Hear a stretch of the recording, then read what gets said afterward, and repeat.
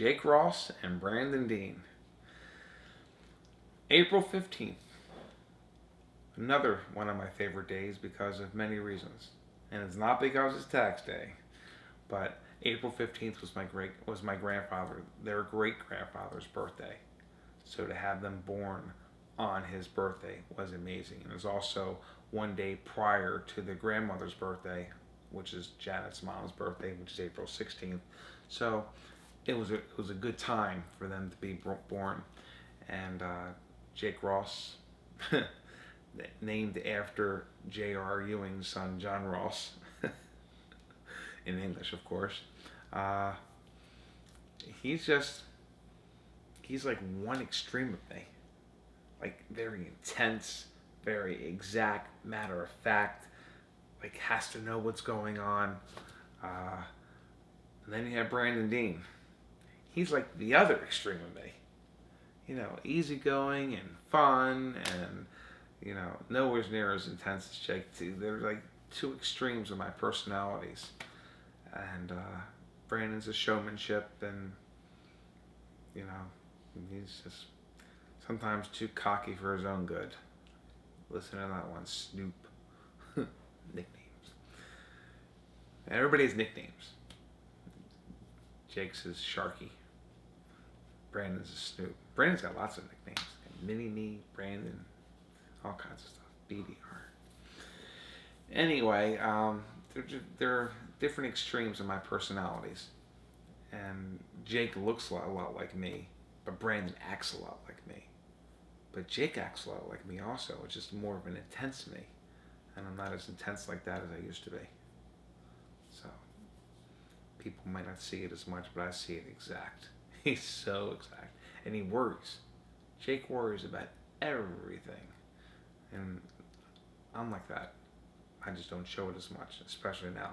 But always worrying. Worry about everything. What lessons would you want to pass down to your kids? To always try and do the best you can with what you have. And remember, there are two types of people in this world. Leaders and followers.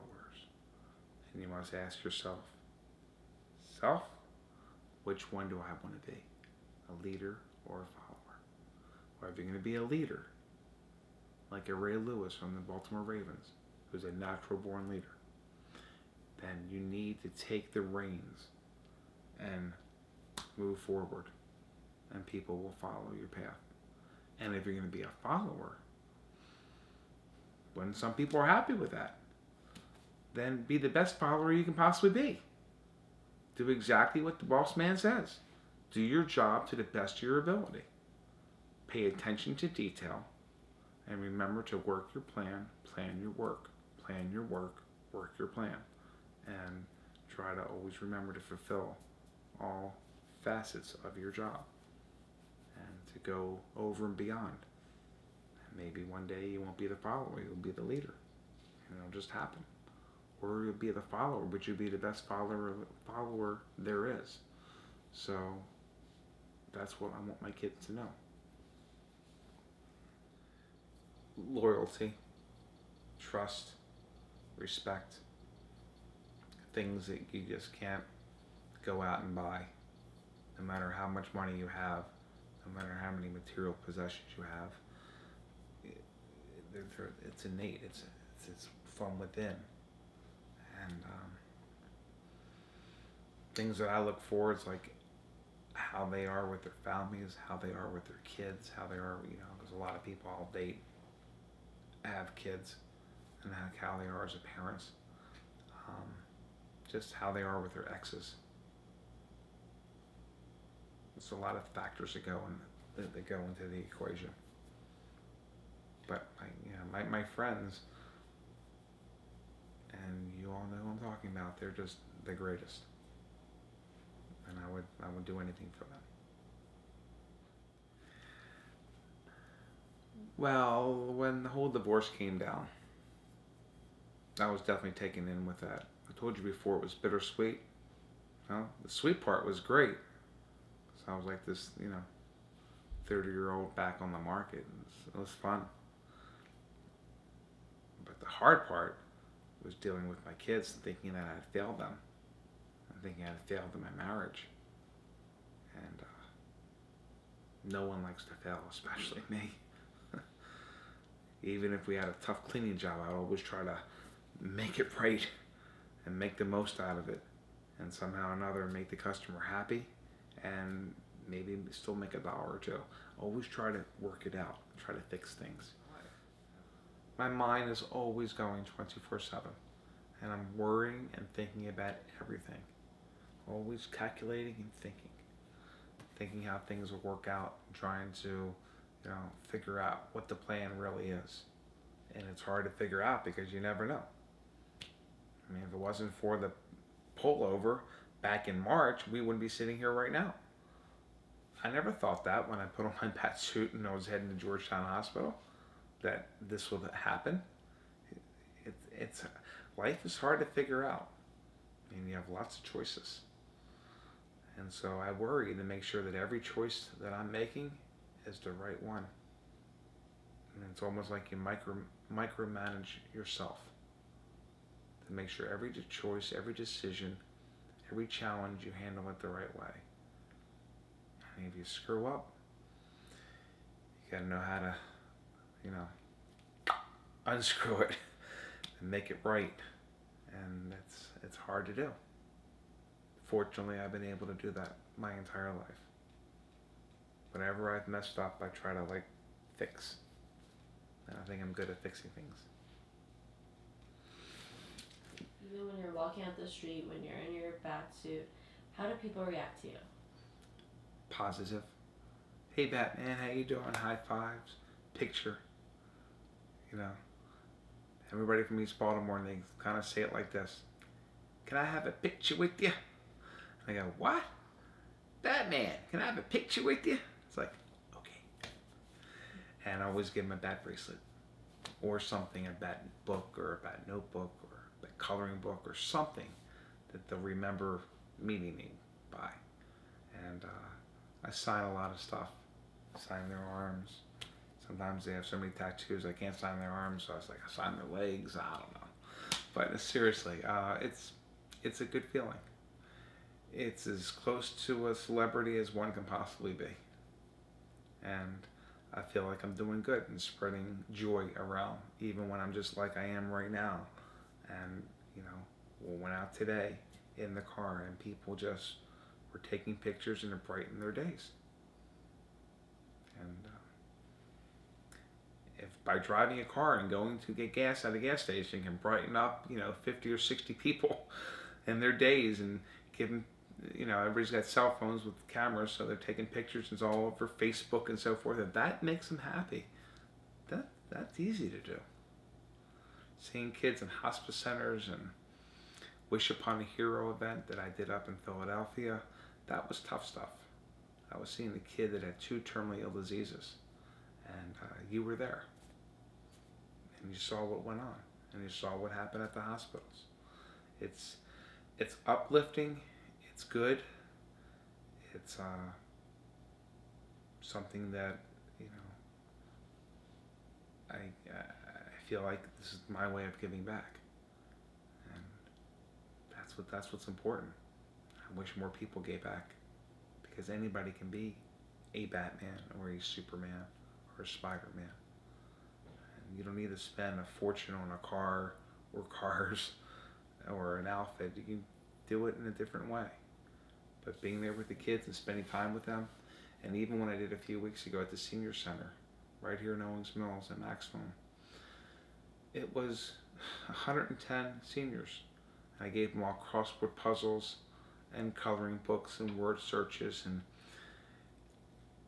I know I made a difference in their lives for that one day, and leaving them with everything. And I stay up late at night and sign everything. And I mean, sometimes 3 or 4 in the morning, and I'm just sitting there signing everything. And so the sports center on behind me, signing everything in front of me, and people like that. People's like, wow, this is cool. It's signed by Batman, and I'm my distinct Batman signature. And a lot of people get a kick out of it. Some people could care less. To each his own. But for the most part, people love it. And I mean 90-some%. And I'll take a 90 any day. That's an 80, you and me. So, in the beginning, I was almost stunned by the will that these kids have to live, the struggles they go through 24/7, things we take for granted. They can't go out and enjoy a beautiful 75-degree weather day like today, or enjoy, a hard rain, like walking in the rain kind of thing. They can't enjoy like a lazy day and snowing outside or playing in the snow. They can't enjoy any of this kind of stuff. They can't even comprehend what we went through in July with the hottest July on record. 105 degrees every day. It was crazy. Not that you can enjoy that, but they don't even have the chance to even participate in these kind of events in day-to-day lives. To go to a baseball game or a football game or basketball game or a hockey game. They're fighting 24/7 all the time. They're in and out of the hospitals all the time. Their families are financially strapped constantly. Their brothers and sisters are affected by what is going on. Their parents are affected by what is going on. And part of the resources that I hope to get in through my foundation will go to these families to ease that burden, to make it easier for them to afford what they need, whether it be medicine or aid in terms of nurses or family members that are literally having to quit their jobs in order to take care of the kids. These are things that I have seen. And went to a hospice center, and it's called Dr. Bob's here in Baltimore. And it was tough because the kid I met, one of his last wishes was to meet me. And I made sure I met him. And he died. I'm glad I was able to brighten his, one of his last remaining days on this earth before he went. This is the real world.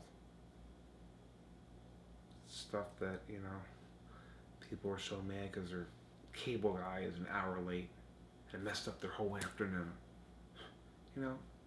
Wake up. That's not the worst thing in the world. But I understand where you're coming from. Because maybe 10, 15 years ago, I would be upset also. Guy's supposed to be here at 1 o'clock. It's 2 o'clock now. Where is he? Blah, blah, blah. On the phone, calling Comcast or Verizon or whatever. It's not important anymore.